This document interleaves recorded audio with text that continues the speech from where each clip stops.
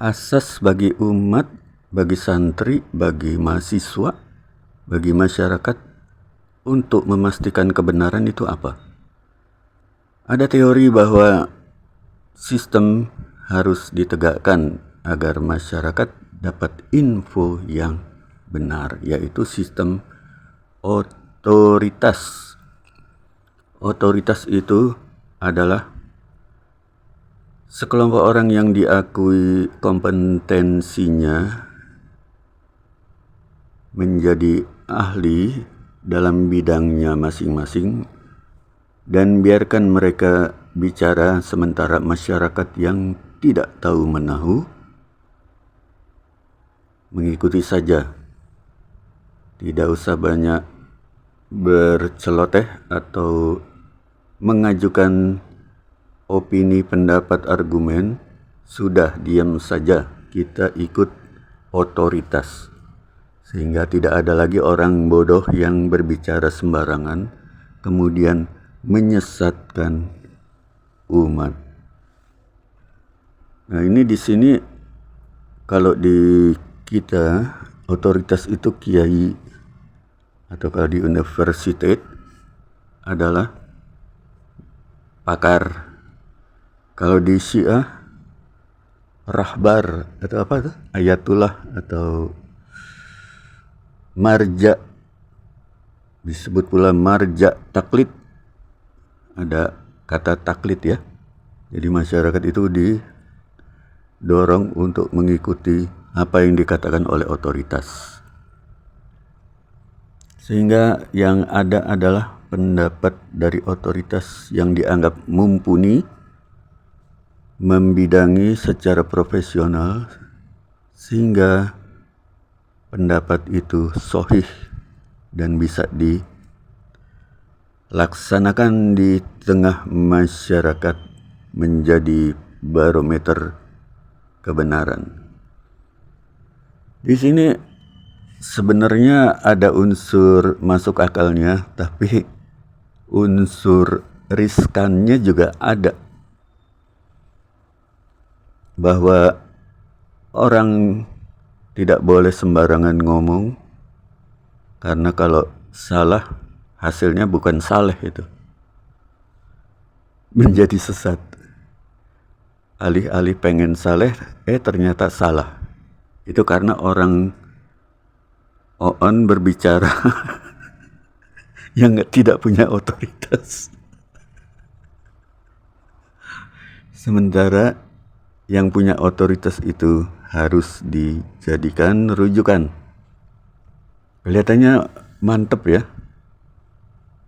Kelihatannya mempunyai argumen yang kuat. Iya, kalau memang otoritas itu mempunyai kompetensi yang ori, ya baguslah. Tapi bukan berarti masyarakat itu harus ngikut saja.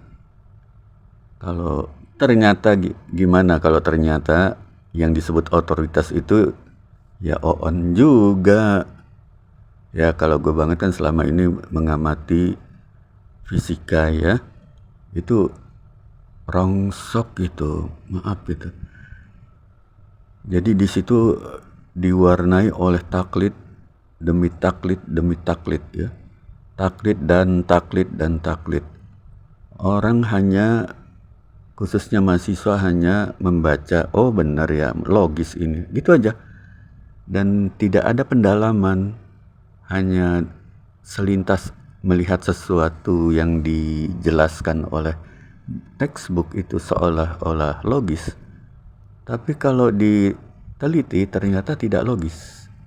Itu bukan saja pada satu subjek ya, seperti bentuk bumi. Enggak, itu nyaris semuanya itu. Coba kalau kita teliti masing-masing subjek di fisika, itu pasti ada unsur bodongnya itu. Kalau kita gunakan logika dan penelitian yang adil, apa adanya, itu isinya bodong semua. Ya mungkin ada yang benar, tapi kok iya kalau kita teliti kok ini bermasalah, ini bermasalah secara logis. secara logika bermasalah. Itu di fisika. Bagaimana dengan di agama? Nah, ini juga nampaknya tidak ada jaminan kalau seseorang sudah menjadi kiai, gus, menjadi guru mursyid atau ayatullah atau apapun itu ya. Nggak ada jaminan kalau itu benar. Buktinya kalau ayatullah, kiai itu sudah dibilang benar, kok ya mereka punya pendapat yang berbeda-beda, pasti ada yang salah ini. Nah, bagaimana umat yang mengikuti kiai yang salah, ayatullah yang salah? Harusnya kan ngikutin kiai yang saleh dan ayatullah yang saleh. Ini problem ini. Jadi otoritas itu, tetaplah mereka itu manusia. Manusia itu apa? Zoluman jahula. Kalau mereka tidak benar-benar serius dengan bidangnya, ya akhirnya menyesatkan umat. Jadi kalau ulama hingga marja taklid itu menyesatkan umat, nah umat ini yang per definisi sedang melakukan praktik syirik, mempersekutukan Allah. Jadi kan pernah di zaman Rasulullah itu Yahudi dan Nasrani itu tidak merasa syirik, tidak merasa mempersekutukan Allah ketika mereka dikritik oleh Nabi Muhammad. Ya, kamu merasa tidak melakukan syirik, tapi kamu membenarkan apa yang dikatakan ulama-ulama kalian, membenarkan, mensalahkan berdasarkan perkataan ulama kalian. Halal haram itu kalian nggak tahu apa-apa, pokoknya iya enggeh nderek. Yang ini dibilang halal, oke. Yang itu dibilang haram, oke. Sendiko dawuh. Nah, itu per definisi yang disebut syirik. Begitupun juga dengan sistem otoritas ini, tidak dengan sendirinya akan menciptakan tatanan yang benar. Kecuali otoritas itu memang sudah menerima wahyu ya, kayak nabi-nabi itu. Pokoknya kalau menolak nabi atau imam yang punya ilmu dari langit itu udah pasti on lah. Tapi kalau selain mereka otoritasnya manusia biasa, itu kan bisa salah. Maka umat ini, termasuk juga mahasiswa, itu harus dibekali.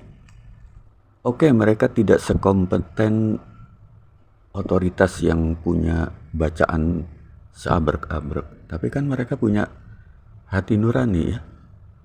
Berfatwa dalam pengertian berfatwa dengan hati, sebagaimana disarankan oleh Rasulullah. Tanya hati, berfatwa itu dengan hati. Orang boleh punya teori masakan yang enak, sementara kita tidak tahu cara membuat masakan yang enak. Tinggal disodorin aja itu makanan, kemudian kita makan, kita bisa menentukan ini enak, itu tidak enak.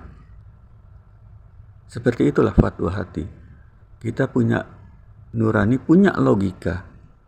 Harus diproses dulu sebelum kita benar-benar mengikuti apa yang dikatakan oleh otoritas itu. Terlebih lagi ya, orang yang alim itu tidak mesti ada di kalangan otoritas itu. Contoh yang paling terang benderang adalah para nabi.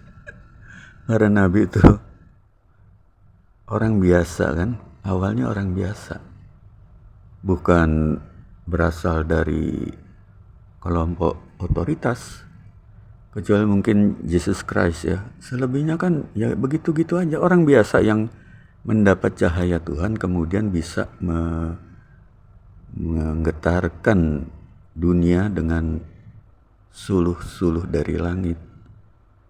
Itu bahwa orang-orang biasa itu pun bisa menyuarakan kebenaran, bisa menyuarakan hal-hal yang logis. Ya kayak netizen-netizen itu betapa banyak yang bisa memberikan input pencerahan yang ya bisa ini menggugurkan pendapat-pendapat yang seolah itu otoritatif. Jadi apapun itu jangan melihat dari orangnya, tapi dari apa yang dikatakan. Try this at home.